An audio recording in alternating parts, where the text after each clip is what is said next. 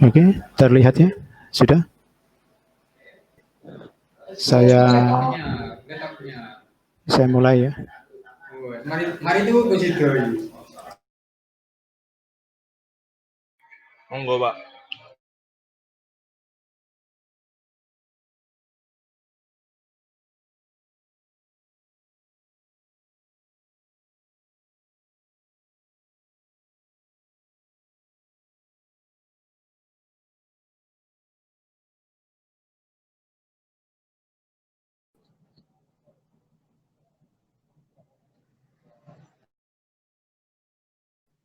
Pak, kenapa ya Pak? Oppo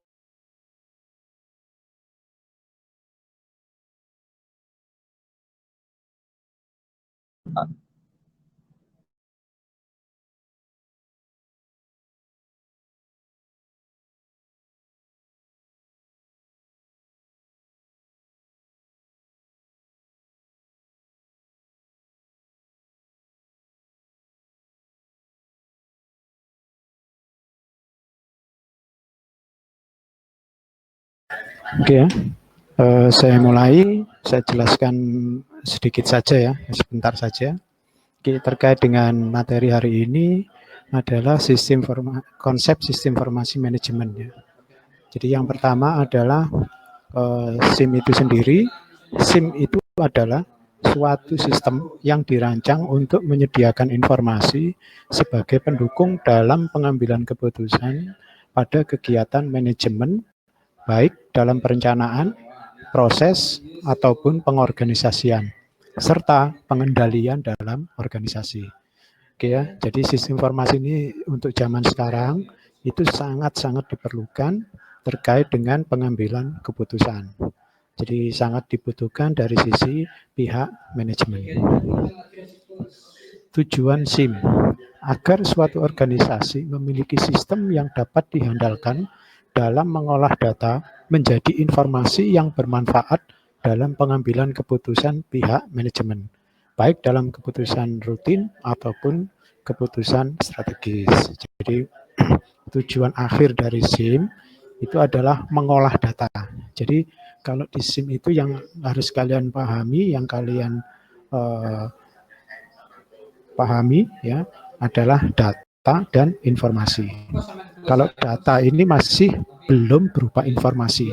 Informasi itu adalah kumpulan dari beberapa data. Seperti itu.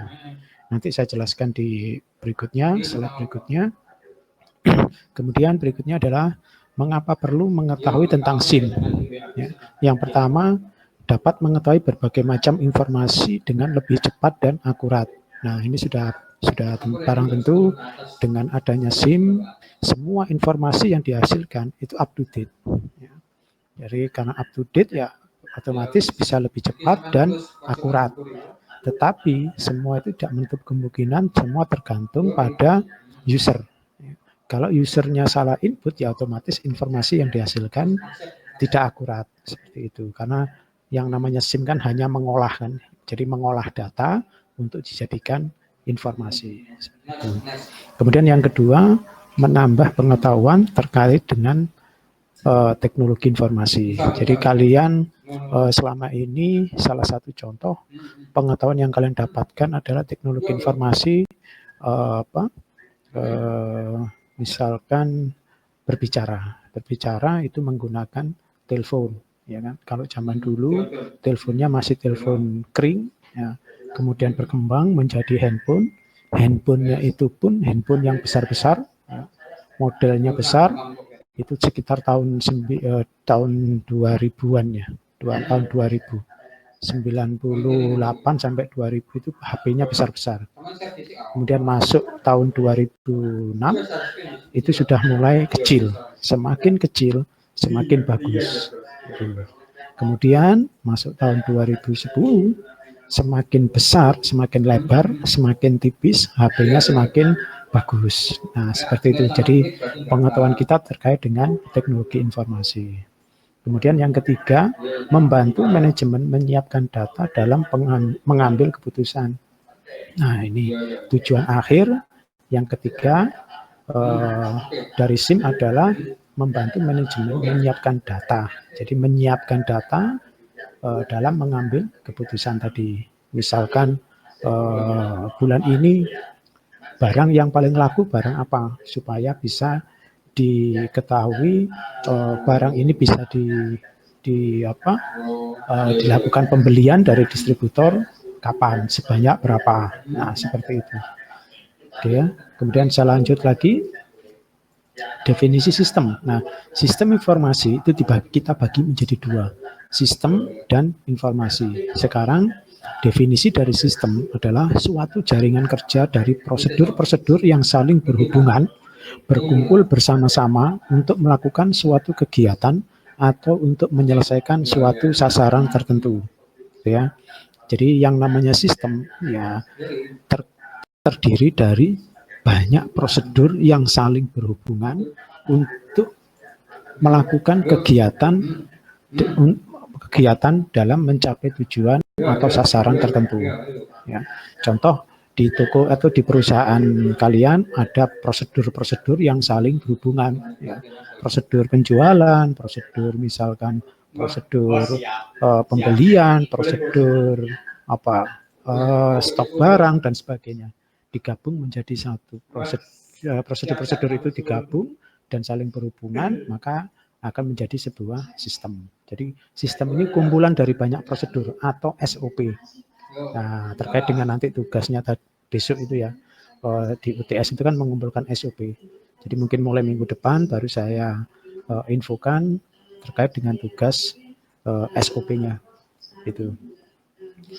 Berikutnya itu definisi dari sistem. Berikutnya definisi dari sistem yang lain adalah sekumpulan unsur atau elemen atau bagian-bagian atau sekumpulan departemen-departemen. Nah, seperti itu yang saling berkaitan ya, dan saling mempengaruhi dalam melakukan kegiatan bersama untuk mencapai tujuan. Saya ambil contoh di barang ya. Sistem komputer atau sebuah PC. Unsurnya apa saja yang terlibat di dalam sistem komputer? Apa saja? Keyboard, CPU, monitor, mouse, printer. Ya, jadi itu satu-satu kesatuan. Sekumpulan elemen atau unsur yang saling berkaitan dan saling mempengaruhi. Nah, ini saling mempengaruhi. Jika keyboardnya tidak ada, maka tidak bisa dijalankan untuk mengolah data. CPU ini tidak ada, apalagi CPU-nya. Nah, jadi kumpulan prosedur atau elemen atau misalkan kalau di kantor di perusahaan adalah departemen-departemen. Ya. Tujuannya kalau untuk sistem komputer atau PC adalah pengolahan data. Itu contoh dari sistem. Ya. Kemudian yang kedua sistem pabrik. Unsurnya apa saja? Terdiri dari orang, bahan, mesin, order. Seperti itu. Tujuannya untuk apa? Untuk produksi. Nah, kalau dari salah satu unsur ini tidak terpenuhi, maka tujuan itu tidak tercapai. Karena kumpulan unsur yang sudah ditentukan ini akan saling berkaitan dan saling mempengaruhi. Seperti itu. Oke, saya lanjut.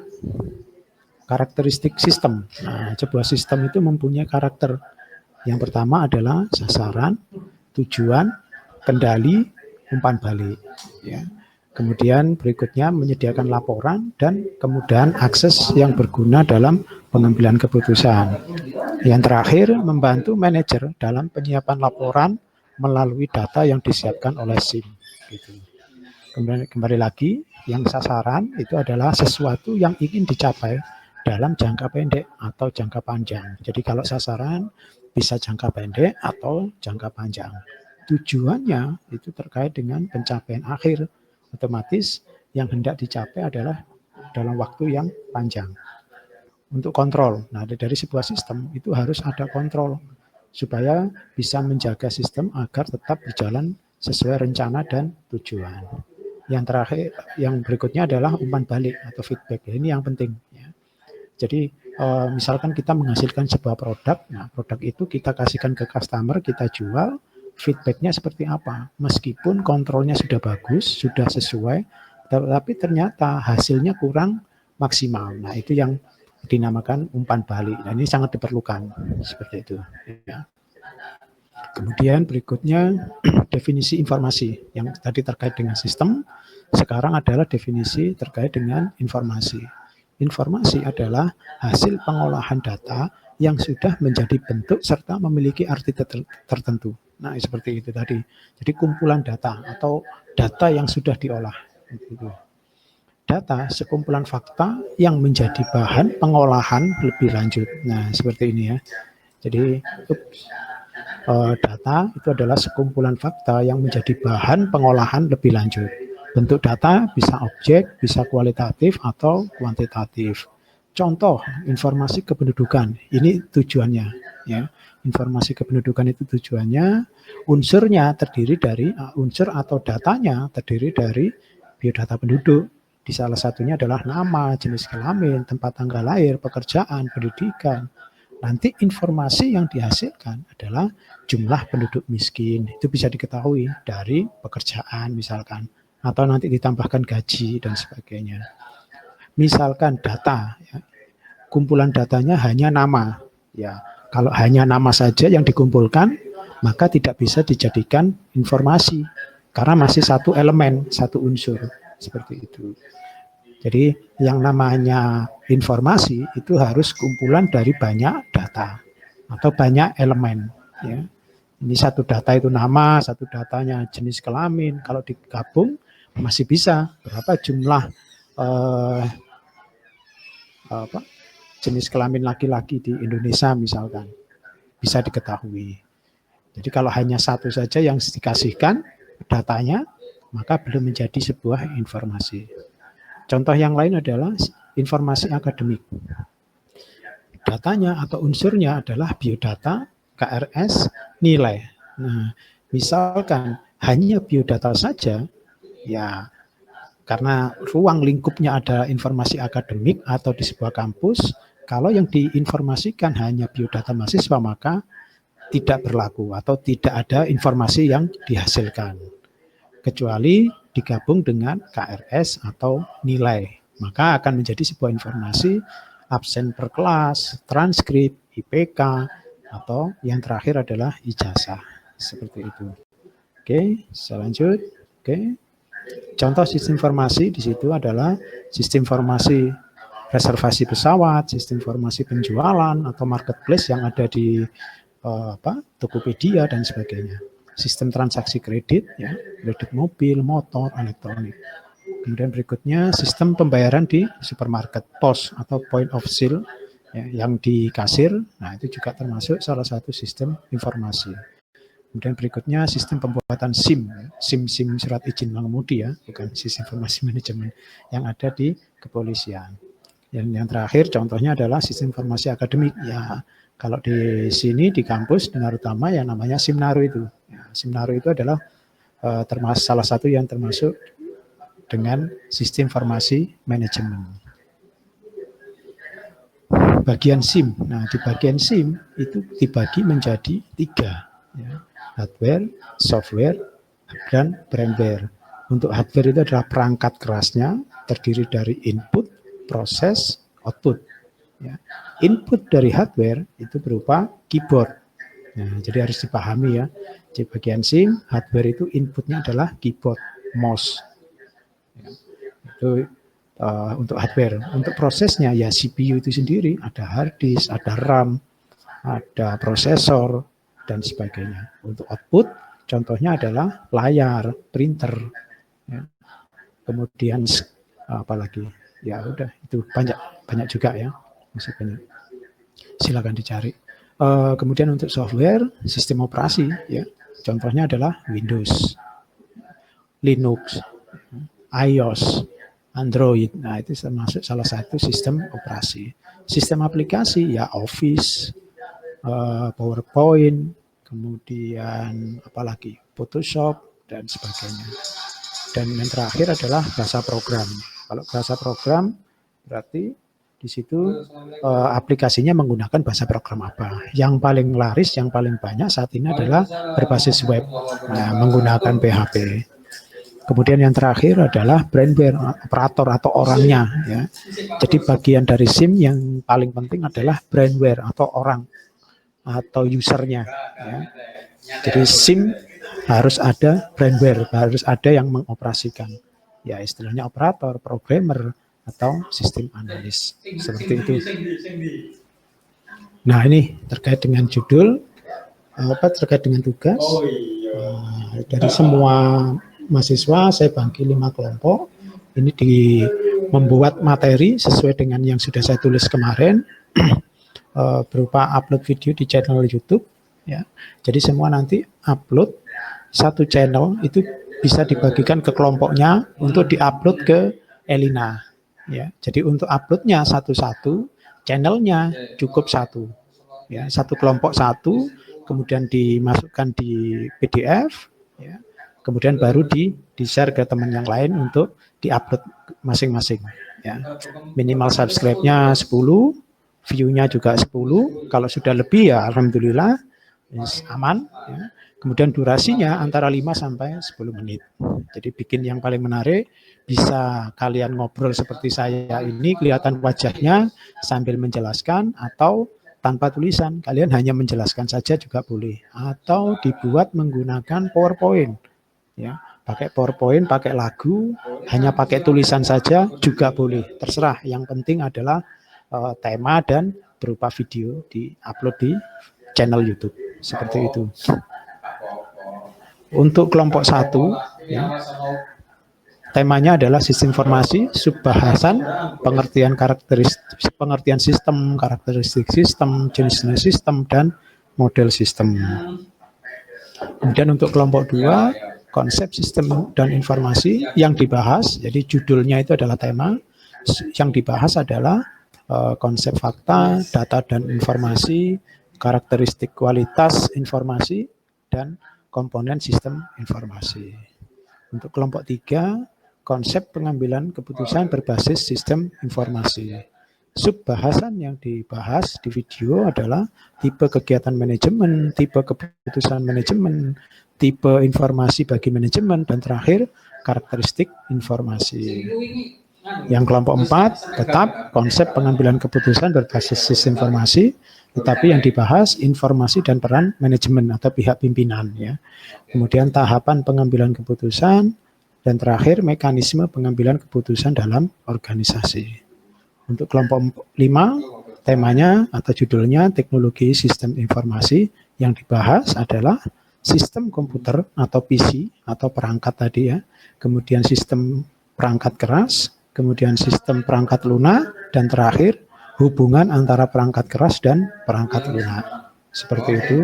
Ini adalah pembagian kelompoknya. Kelompok ini bisa dilihat di Elina ya, di pertemuan kedua ya, bisa di-download. Jika yang saya bagi ini ada salah satu mahasiswa yang kesulitan dihubungi, ya ditinggal saja gitu ya. Jadi seadanya ini yang saya bagi, sebetulnya ini adalah tugas mandiri ya. Tetapi supaya ringan, supaya lebih cepat, karena minggu depan sudah harus dikumpulkan, karena terkait dengan mulai minggu depan itu setiap kelompoknya dimulai kelompok 1 untuk menjelaskan atau menyetel ya, memutar videonya ya. Oke, seperti itu. Mungkin ada pertanyaan terkait dengan penjelasan saya, silakan.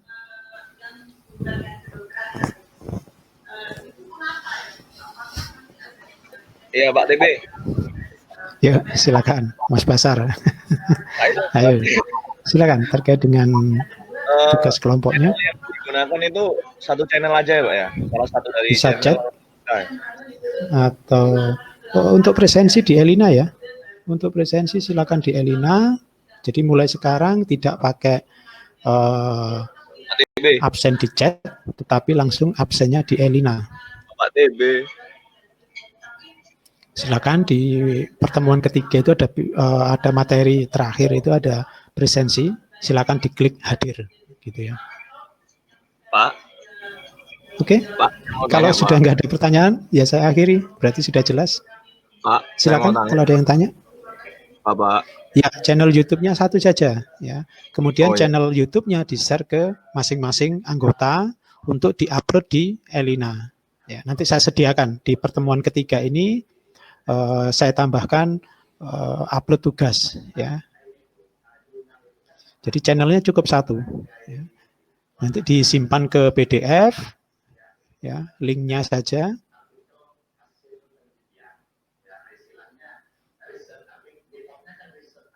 Maksimal uploadnya minggu depan, Senin depan. Ya, maksimal uploadnya minggu depan, hari Senin. Karena hari Senin harus terkumpul semua, minggu-minggu berikutnya tinggal menjelaskan, ya, terkait dengan memutar video channelnya. Ya. Nanti saya komentari, seperti itu. Silakan. Ya, salah satu channel, ya, satu saja channelnya, ya, nggak perlu semua. Linknya saja yang dikasihkan ke semua anggota, ya. Linknya itu yang diupload oleh masing-masing anggota di Elina, seperti itu. Oke, cukup jelas? Oke ya, kuliahnya tidak perlu lama-lama. Oke, kalau sudah cukup jelas, minggu depan dikumpulkan, ya. Videonya boleh apa saja ya, sekalian boleh bervariasi, ya. Yang penting tema dan subbahasanya bisa Anda sampaikan dengan baik. Terserah mau cara videonya mau pakai apa saja boleh. Gitu ya. Saya kira sudah cukup. Nanti yang belum jelas, ini kan saya rekam ya. Nanti bisa dilihat juga di YouTube saya masukkan linknya di Elina. Nanti bisa mengulang lagi kalau ada yang kurang jelas apa yang saya sampaikan. Begitu ya. Baik, Pak. Oke. Kalau sudah tidak ada pertanyaan, nanti untuk yang lain yang terlambat hadir bisa langsung presensi di Elina saja. Ya, langsung bisa presensi di Elina, klik hadir. Di situ nanti bisa mengikuti link video YouTube saya, ya, di dalamnya Elina. Ya, linknya sudah langsung masuk di Elina nanti. Silakan diputar ulang. Oke? Sudah cukup jelas? Kalau sudah cukup jelas, Ya, Pak. saya akhiri. Pak. Bagaimana? Ya Pak. Jelas. Jelas, Atau masih Pak. ada pertanyaan? Sudah, Pak. Sudah Pak, sementara Pak. Sudah. Halo? Alhamdulillah sudah, Pak. Alhamdulillah. Sudah? Ya sudah? Apa mungkin suaranya nggak kedengeran semua ini ke saya? Ya oke lah, saya kira sudah cukup jelas. Nanti bisa diputar ulang di YouTube ya. Saya masukkan di Elina. Oke, terima kasih atas kehadirannya. Maaf atas Terima kasih Pak. sampai ketemu. Oke. Iya, oke, enggak apa-apa, sudah ya. Ya, saya nggak dengar sendirian ini. Oke, enggak apa-apa. Artinya nanti bisa ditanyakan di grup WA saja. Gitu ya. Ya Pak. Kurang jelas. Oke. Saya kira cukup. Saya akhiri. Wassalamualaikum warahmatullahi wabarakatuh. Waalaikumsalam warahmatullahi wabarakatuh. Aduh. Alhamdulillah. Jadi jangan lupa kalau bisa nanti kalau bisa tidak pakai atau keterangan latar belakang dan lain-lain. Itu